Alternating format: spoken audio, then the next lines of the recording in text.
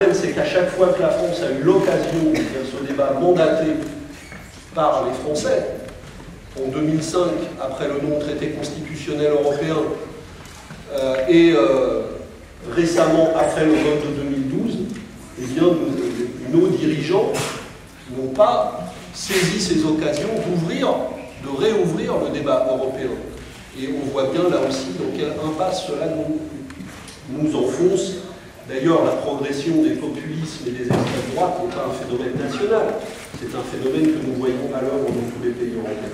Donc nous voulons ouvrir tous ces sujets. Et pour ouvrir un débat, effectivement, sur l'alternative aux politiques d'austérité actuelles, nous n'allons pas, probablement pas, résoudre ce problème facilement et le résoudre en quelques jours ou en quelques heures. Ce que je veux dire sur ça, et ce sera les deux dernières remarques que je dis, c'est que, évidemment, nous voulons, nous, ouvrir le débat de l'alternative. Nous voulons que le débat sur le nécessaire rassemblement de la gauche se mène à partir de ce débat de projet. Et je pense que c'est la seule condition de pouvoir conduire ce chemin réellement. Parce qu'il faut évidemment construire ce rassemblement sur l'ouverture de ce débat de fond qui apportera des solutions aux problèmes du pays et rendra la confiance à tous ceux qui l'ont perdu, tous ceux qui travaillent et qui voient leur vie s'aggraver alors que la gauche devrait leur apporter des solutions. Je veux dire qu'il ne sera pas possible, et je dis quelque chose que j'ai dit à la direction du Parti Socialiste que nous avons rencontré mercredi dernier. J'ai dit exactement la même chose à Jean-Christophe Cambadélis que ce que je vais dire ici. Personne ne peut avoir l'illusion dans cette situation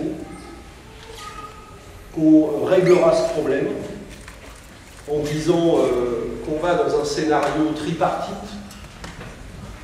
et en agitant la menace très réelle et très grave du Front National.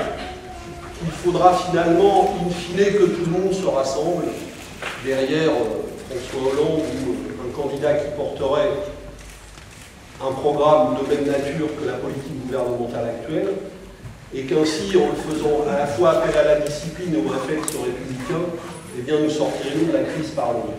Je ne crois pas à ce scénario.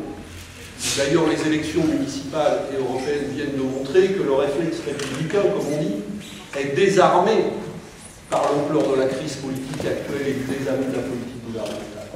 Donc si on ne s'attaque pas, et si on n'ouvre pas réellement un débat en profondeur sur le sens de la politique gouvernementale, nous ne parviendrons pas à avancer dans ce sens. Et c'est ce débat que nous voulons, pour notre part, ouvrir et déverrouiller. Et c'est pour ça que je suis ici ce soir. C'est pour ça que je serai présent partout où ceux qui veulent réfléchir à des politiques alternatives aux politiques d'austérité actuelles voudront mener ce débat. Je suis engagé avec d'autres forces depuis plusieurs années dans une construction que vous connaissez, qui s'appelle le Front de gauche. Je pense que le Front de gauche a un rôle à jouer, qu'il doit lui-même réfléchir à la situation, qu'il doit changer, modifier des choses. Et ces modifications, ces transformations, nous allons les porter comme Parti communiste. Mais je veux, pour ce qui me concerne, effectivement ouvrir un débat sans préalable avec tous ceux qui ont envie de réfléchir à ça. C'est dans le même esprit que nous avons répondu il y a quelques jours à la lettre que nous a adressée Emmanuel Cos au nom d'Europe Écologie Les Verts, pour ouvrir aussi un débat de même nature sur des thèmes qui sont proposés dans cette lettre et qui peut-être seront complétés. Donc je crois que nous avons intérêt à saisir tous les uns et les autres les occasions de dialogue. Notre Conseil national décidera très probablement demain matin, puisque c'était en débat aujourd'hui, je pense que nous adopterons cela, de lancer un appel à l'ouverture d'un dialogue national sur ces enjeux, avec toutes les forces qui sont disposées. Et donc, ma présence ici n'est pas, vous l'aurez compris, n'est pas fortuite. Elle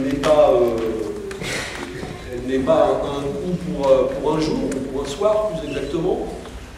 Nous allons entrer sérieusement dans la volonté d'ouvrir le débat avec l'ambition de le déverrouiller. Et la dernière chose, mon dernier mot sera pour dire qu'effectivement, dans la situation où nous sommes, chaque occasion perdue va se payer très cher. Et il y a, par exemple, en ce moment, des sujets d'actualité qui vont peser lourd. Il faut écouter ce qui se passe à la SNCF et avec les cheminots. Quand 50% d'une profession comme celle-là se met en grève, la gauche ne peut pas se dire qu'elle n'est pas interpellée. Les cheminots, vous les connaissez comme moi, sont des gens qui ont l'avenir du service public au cœur. Les questions qu'ils posent sont des questions sérieuses, des questions qui n'ont pas trouvé de réponse pour le moment. Et comme ils le disent eux-mêmes, ne nous laissons pas attraper par les propagandes qui les présentent comme des gens qui prennent la France en otage. Ils le répètent tous les jours, ils ont fait une manifestation nationale très imposante il y a 1 an. Ils en ont refait une en décembre dernier. J'ai moi-même participé à leur manifestation nationale le 22 mai dernier. Ils ont déposé leur préavis de grève il y a 15 jours, puisque vous savez qu'aujourd'hui, pour faire une grève à la SNCF, il faut déposer une demande de consultation immédiate 15 jours avant, un préavis de grève 5 jours avant. Et il faut se déclarer individuellement gréviste 24 heures avant. C'est Sarkozy qui a inventé tout ça. Donc on ne peut pas dire que c'est vendredi dernier qu'on a découvert la nécessité d'un dialogue avec les cheminots. Ça n'est pas sérieux. Le problème était posé depuis des mois et des semaines. Donc il faut ouvrir le dialogue. La même chose à propos des intermittents, la même chose à propos du débat budgétaire qui s'ouvre. Et il faudra des inflexions et des bougées.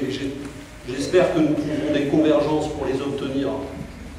Et la même chose encore avec le dossier d'Alstom, pour lequel, pour notre part, nous allons continuer à prendre des initiatives et nous organisons mercredi à l'Assemblée nationale une rencontre organisée par nos 2 groupes parlementaires avec des salariés venus de tous les sites de France d'Alstom. Je pense que ces occasions, et j'oublie un autre sujet important qui va venir au débat au Sénat dès le début juillet, la réforme territoriale. Sujet majeur et qui est en train de redessiner de la... avec, je n'ose pas qualifier, il ne faut pas être trop... mais